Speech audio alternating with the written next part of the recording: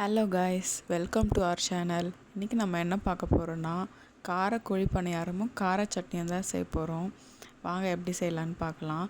இதுக்கு நான் ஒரு 4-5 வெங்காயத்தை பொடி பொடியாக கட் பண்ணி வச்சுருக்கேன். பச்சை மிளகா 4, கருவேப்பிலை, கொத்தமல்லி ரெண்டுத்தையும் குட்டி குட்டியாக கட் பண்ணி வச்சுருக்கேன். பச்சை மிளகாவும் கொத்தமல்லியும். இப்போ ஒரு கடாய் வச்சதும் கடாயில் 2 குழிக்கரண்டி எண்ணெய் ஊற்றிக்கோங்க. அது நல்லா காயட்டும். காஞ்சதும் கடுகு கொஞ்சம் நிறையவே சேர்த்துக்கோங்க. குழி பணியாரத்துக்கு கடுகு தான் மெயின் கேரக்டரே. சீரகம் கொஞ்சம், அது ரெண்டும் பொரிஞ்சதும் கடுகு உளுத்தம்பருப்பு சேர்த்துக்கோங்க. இது நிறைய இருக்கட்டும். அப்போ சாப்பிடும்போது வாயில் அப்பப்போ கடிப்படும்போது ரொம்பவே டேஸ்ட்டாக இருக்கும்.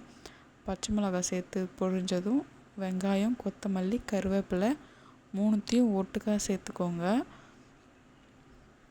சேர்த்துட்டு அதுக்கு தேவையான உப்பு, குழி பணியாரத்துக்கு தேவையான உப்பையும் நீங்கள் போட்டுக்கலாம்.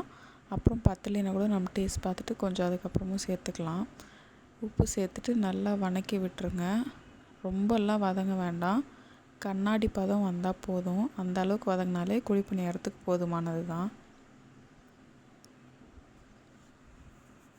நல்லா வதங்கட்டும்.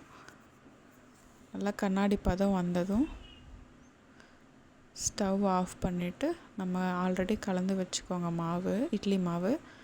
கலந்து வச்சதில் நம்ம இதை தாளித்து கொட்டிக்கலாம். கொட்டி நல்லா ஒன்றோட ஒன்று மிக்ஸ் ஆகட்டும். அங்கங்கே நிற்கக்கூடாது. நல்லா கலந்து விட்டுருங்க. கலந்து விட்டுட்டு இது ஒரு பக்கம் இருக்கட்டும். நம்ம இதுக்கு சைட் டிஷ்ஷான கார சட்னியை ரெடி பண்ணிடலாம். இதுக்கு வெங்காயம் 3, தக்காளி 2, இதுக்கு காஞ்ச மிளகா தான் சேர்க்கணும், பச்சை மிளகா சேர்க்கக்கூடாது. பூண்டு, தேங்காய், கருவேப்பிலை, கொத்தமல்லி. அதே கடாயில் ஒரு 1.5 குழிக்கரண்டி எண்ணெய், கடுகு, சீரகம், இதுக்கும் உளுத்தம்பருப்பு, கடலைப்பருப்பு சேர்க்கணும். சட்னிக்கும் இதுதான் டேஸ்ட் தரும். ஃபஸ்ட்டு காஞ்ச மிளகா சேர்க்கக்கூடாது. வெங்காயம், பூண்டு சேர்த்ததுக்கப்புறம் காஞ்ச மிளகா சேருங்க. ஏன்னா சீக்கிரமாக கருகி போயிடும். அதனால தான் போட்டு எல்லாத்தையும் வதக்கி விட்டுருங்க நல்லா.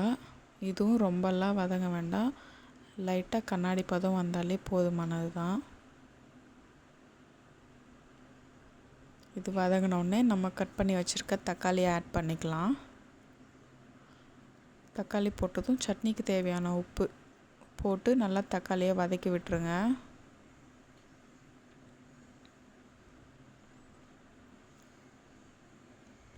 தக்காளி லைட்டாக வதங்கினா போதும். தேங்காய் ஆட் பண்ணிக்கலாம். இப்போது தேங்காய் போட்டு அதுவும் ஒரு 2 நிமிஷம் வதங்கினா போதுமானது தான். இதுக்கு தக்காளி நிறைய சேர்க்க வேண்டாம், ஏன்னா புளிப்பாக இருந்தால் இந்த சட்னி நல்லா இருக்காது. காரக்கோழி பணியாரத்துக்கு கொஞ்சம் காரசாரமாக இருந்தால் தான் நல்லாயிருக்கும். இப்போ அது வதக்கி ஃபேன் காற்றுல ஆற வச்சுருங்க நல்லா. அது ஆற கேப்பில் நம்ம குழி பணியாரம் சுட்டு எடுத்துடலாம். நான் நான்ஸ்டிக் பேன் தான் எடுத்திருக்கேன்.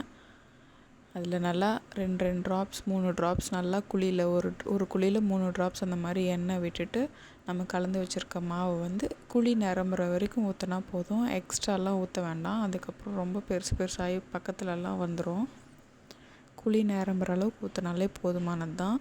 எப்பயுமே குழி பணியாரம் செய்யும்போது நடுவில் இருக்கிற குழியில் கடைசியாக தான் ஊற்றணும். ஏன்னா அங்கே தீ நிறைய உரைக்கிறனால சீக்கிரமாக தீஞ்சு போயிடும். சிம்லேயே வச்சு வேக வச்சுக்கோங்க. ஒரு சைடு வெந்தோடனே இன்னொரு சைடுக்கு திருப்பி போட்டுருங்க எல்லாத்தையும்.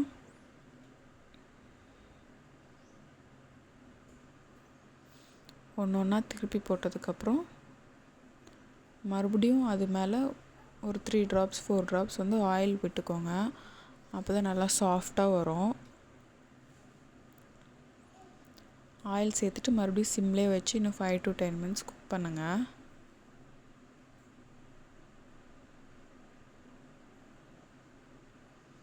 இப்போ நல்லாவே வேந்துட்டுருக்கும். இப்படி குத்தி பார்த்தீங்கன்னா அந்த ஸ்டிக்கில் மாவு ஒட்டாமல் வரணும், அதுதான் வேந்ததுன்னு அர்த்தம். இப்போ ஒவ்வொன்றா எடுத்து நம்ம போட்டுடலாம்.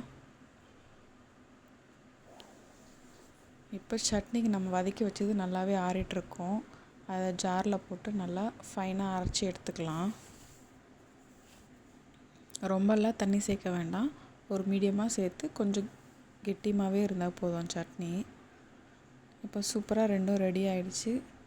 இந்த ரெசிபியை நீங்களும் வீட்டில் ட்ரை பண்ணி பார்த்துட்டு எப்படி இருக்குன்னு கண்டிப்பாக கமெண்ட்டில் சொல்லுங்கள். குழந்தைங்க நம்மளுக்கு எல்லாருக்குமே ரொம்ப பிடிச்சமான டிஷ் தான். வீடியோ பிடிச்சிருந்தா லைக் பண்ணுங்கள். நம்ம சேனலில் ஃபாலோ பண்ணிக்கோங்க. பாய்.